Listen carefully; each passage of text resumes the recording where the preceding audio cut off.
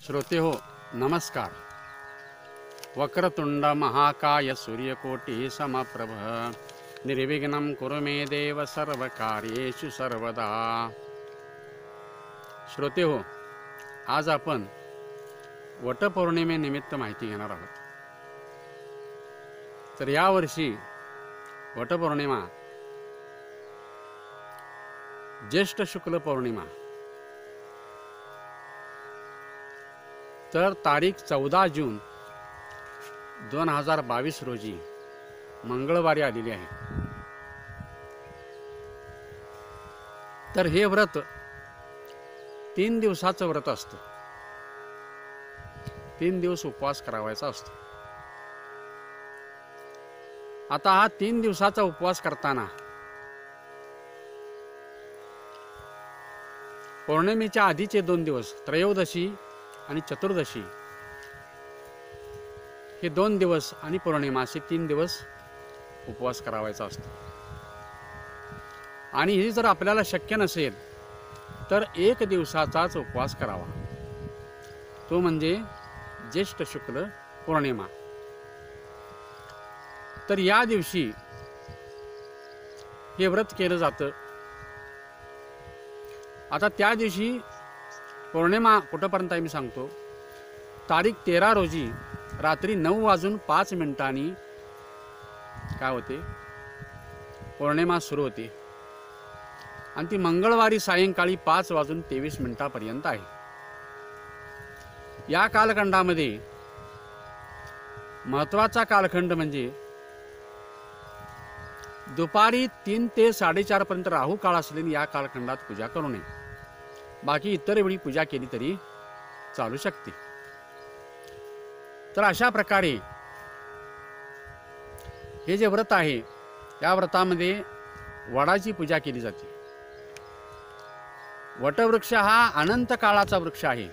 भगवान शंकराचं एक ते प्रतीक आहे आणि अनंत काळाचा यासाठी मी म्हणतो की त्याच्या पारंब्या ज्या आहेत, त्या पारंब्या जर खाली जमिनीमध्ये घुसल्या की पुन्हा त्या ठिकाणी वृक्ष काय होतो, त्या पारंब्या घट्ट पकडून जमिनीला पुन्हा त्याचा बुंधा तयार होतो आणि नवीन वृक्ष निर्माण होतो। आणि त्यामुळं प्रत्येक वेळी पारंब्या त्या जमिनीमध्ये घुसत असल्यामुळं मूळचं जे खोड आहे जून, ते नष्ट होऊन त्या पारंब्याचं खोड निर्माण होतं आणि पुन्हा टवटवीत नवीन असा वृक्ष जन्मास येतो। म्हणजे त्याला मृत्यू येत नाही। बाकीच्या वृक्षांचं तसं नसतं। बाकीचे वृक्ष वटले की ते नाश होऊन जातात, परंतु या वृक्षाचं तसं नाही। आणि म्हणूनच की काय, या वृक्षाची पूजा केली जाते की जेणेकरून आपल्या पतीला आयुष्य लाभावं, दीर्घायुष्य लाभावं, स्वतःलाही दीर्घायुष्य लाभावं, मुलाबाळांना आरोग्य लाभावं, सुखसमृद्धी व्हावी, यासाठी म्हणून वडाची पूजा केली जाते।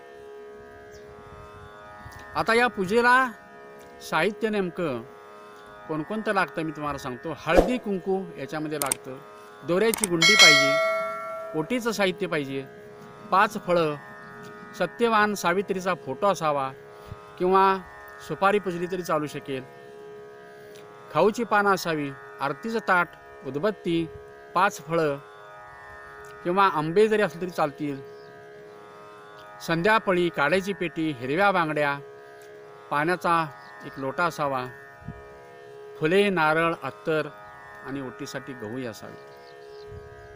तर अशा प्रकारे साहित्य या व्रतासाठी आपण काय करावं, तयारी करून ठेवावी। आणि यामध्ये सकाळी उठून स्नान करून घरातील देवपूजा करावी, तुळशीलाही पाणी घालावं आणि वटवृक्षाच्या ठिकाणी जावं आणि त्या ठिकाणी गणपतीची सुपारी मांडून गणपतीची पूजा करावी। त्याच्यानंतर संकल्प सोडावा, आपलं आणि आपल्या पतीचं आयुष्य वाढावं, अखंड सौभाग्य लाभावं, यासाठी संकल्प सोडावा। आणि सती मातेच्या सुपारीची पूजा करावी, सत्यवानाची पूजा करावी, सौभाग्य अलंकार जे आहेत ते अलंकार त्या ठिकाणी वहावेत, आंबे फळे यांचा नैवेद्य द्यावा, वडाला जल अर्पण करावं आणि 7 फेऱ्या येताना सूत्रवेष्टन करावं. काही जण 5 फेऱ्या मारतात, काही जण 7 मारतात, काही 9 मारतात, काही 11 करतात, परंतु 7 फेऱ्या मारण्याची प्रथा आहे आणि सूत्रवेष्टन केलं जातं की जेणेकरून आपल्याला हाच पती 7 जन्म मिळावा, यासाठी म्हणून व्रत हे केलं जातं. हळदी कुंकवाने पूजा करावी. आता हळदी कुंकवालाही फार महत्त्व आहे. गुरुचरित्रामध्ये त्याचा उल्लेख आहे. पती आयुष्यवर्धनार्थ हळदी कुंकुम लाविजे. पतीचं आयुष्य वाढण्यासाठी हळदी कुंकू लावावं म्हणते. पण सध्याच्या काळात फक्त उत्सवापुरतं किंवा सुवासिनींचा जो हळदी कुंकवाचा कार्यक्रम असतो तेवढ्यापुरतं लावलं जातं आणि इतर वेळी टिकल्या वगैरे वापरतात. परंतु नेहमी वापरलं पाहिजे की जेणेकरून पतीचं आयुष्य वाढतं.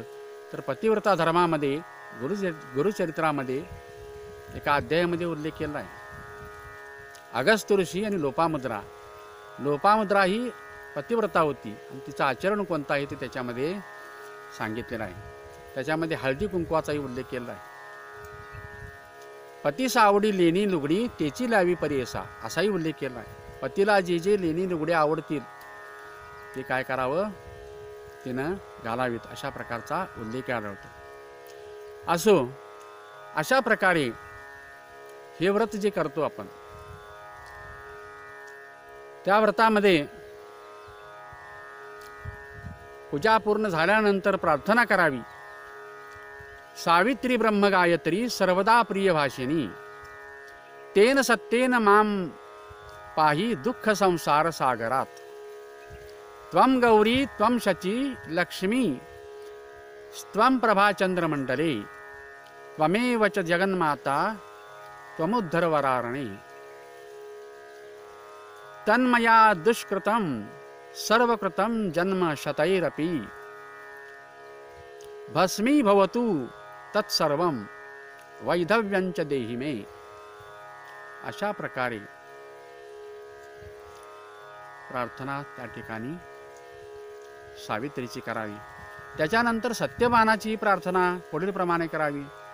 अवियगो यथा देव सावित्र्या सहितस्तव अवियाग तथास्माकं भूया जन्मनी जन्मनी. अशा प्रकारे सत्यवानाची प्रार्थना करावी. म्हणजे या संसार सागरातून दुःख नष्ट होऊ देत, पतीला माझ्या आयुष्य लाभू देत, तुझ्या कृपेनं पतीला माझ्या आयुष्य लाभू देत, स्वतःलाही आयुष्य लाभू देत, दुष्कृतांचा नाश होऊ देत, सर्व जी पातकं जी आहेत ती भस्मीभूत होऊ देत आणि वैधव्याचा कलंक लागू नये, अखंड सौभाग्य लाभावं, वियोग पतीचा आणि आपला होऊ नये, अशा प्रकारे प्रार्थना या ठिकाणी केली जाते. या पूजनानंतर मग ब्राह्मणाला सौभाग्यदान वाण द्यावं. आता हे 3 दिवसाचं व्रत जर असलं तर 4थ्या दिवशी काय करावं की चंद्रोदयानंतर चंद्र आणि अरुंधतीचं पूजन करावं आणि मगच पारणं करावं असा उल्लेख आहे. अशा प्रकारे हे 4 दिवस व्रत जर केलं तर अतिशय चांगलं आहे. अति आयुष्यवर्धनार्थ हे करायला काही हरकत नाही. ज्या स्त्रियांना व्रताची आवड आहे अशाने काही करायला हरकत नाही. तर अशा प्रकारे हे व्रत करावं.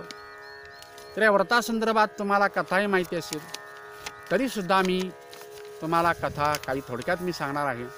भगवान शंकरांनी सनत कुमारांना ही कथा सांगितलेली आहे. सनत कुमारांनी विचारलं की देवा, पृथ्वीवर असं कोणतं व्रत आहे की जे स्त्रियांना सौभाग्य लाभू शकेल. त्याने भगवान शंकर म्हणाले की भद्र देशामध्ये अश्वपती नावाचा राजा होता आणि तो राजा महाज्ञानी होता. आणि सुशील अशा प्रकारचा राजा होता. तर सावित्री देवीच्या उपासनेनं त्याला संतती नव्हती, त्यावेळी संतती झाली आणि ती म्हणजे कन्यारत्न होतं आणि तिचं नाव सावित्री असं ठेवलं. द्युमत्सेन राजाचा पुत्र सत्यवानाबरोबर तिचा विवाह केला. सत्यवानाचा पिता आंधळा होता आणि राज्यभ्रष्ट होता आणि तो अरण्यात राहत असे.